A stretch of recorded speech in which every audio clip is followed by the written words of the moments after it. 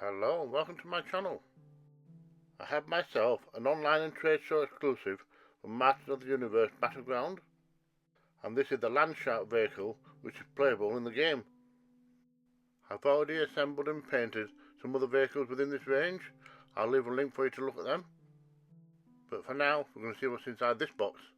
There appears to be a lot of cards, but this is a deception, as they include several foreign language versions which I'll separate.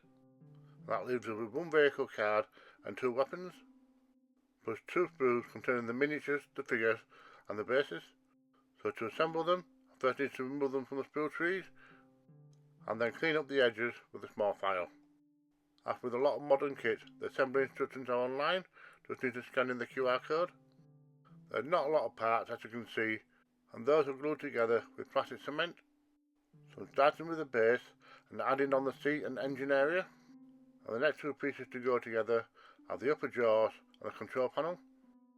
I'm supposed to add the driver in next, but he's going to be much easier to paint before he's glued into place, so I'll leave him out for now. Next I put the upper jaw into place, and I don't use any glue for this. And for the side tracks, I only glue in the back half, so that way the mouth can open and close freely. And the final piece to add for now is the rear plate. Next I get everything primed so I can start painting.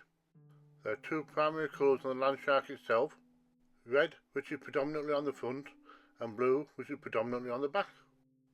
There's also a little bit of grey for the engine compartment, plus a little bit of yellow for the exhaust, as well as for the eyes at the front of the shark, and the teeth are painted in an orange.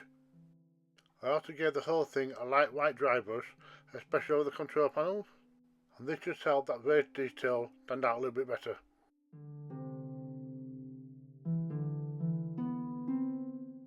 Then I move on to the driver. He's predominantly green, red and brown. I paint him up to match the other drivers of the series, as they are basically men for hire and don't have any set allegiance. And then he can be put in his place and finally be attached to his hands, which are already on the vehicle. And then I attach the guns. The reference materials show these as either purple or grey, so I went with purple. The bases were straightforward to paint.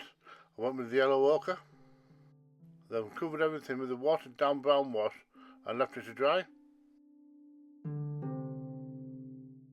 before dry brushing on an off-white for the highlights. This helps make everything look like it's been in the sun for a long time. Then lastly I paint on some of the little details, such as this skull in an off-white colour, plus some of the random stones in a variety of different brown colours. I didn't see any point painting the inner circle, as that could be covered up most of the time, so all that's left is to paint the edges in a pure black, and this makes everything look nice and neat. Once the paint's dry, I spray everything with a matte sealer, and then I can attach the Landshark to its bases, and we're done. And that's another vehicle ready for the tabletop. So let's check it out on the turntable. These kits do go together very easily and with no problems. The instructions have been made universal and rely purely on diagrams, as there's next to no text. It would have been nice, however, to clarify which areas don't need to be glued. That way we can assemble the kit as intended, rather than second guessing. Painting wise, it's just a matter of keeping the colours fairly flat, and that way they resemble the toys more accurately.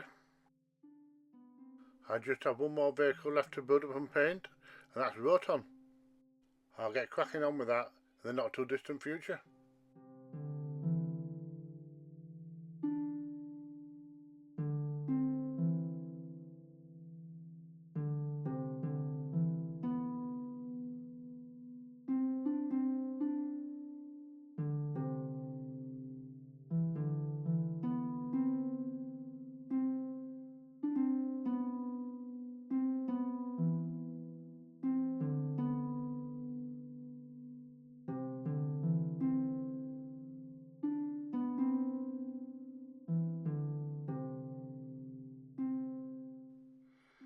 Thank you for watching.